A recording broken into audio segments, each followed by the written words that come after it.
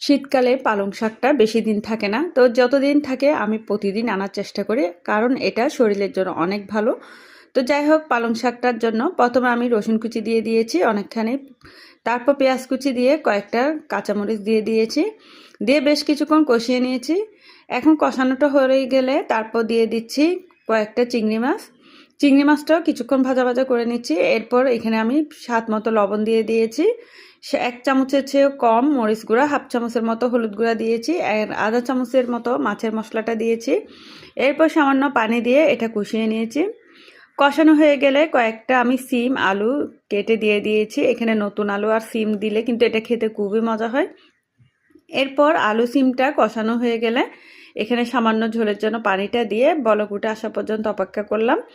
এরপর বলক উঠে আসলে আমি এই যে পালং শাকগুলো একটা একটা করে দিয়ে দিচ্ছি, দিয়ে আমি ঢাকনা দিয়ে রাখবো এটা যেন মজে যায়।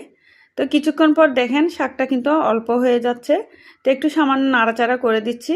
নাড়াচাড়া করে আবার কিছুক্ষণ ঢাকনা দিয়ে রান্না করে নিব।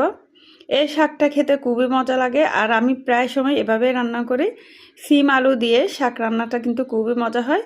দেখেন শাক রান্নাটা প্রায় কমপ্লিট হয়ে গিয়েছে।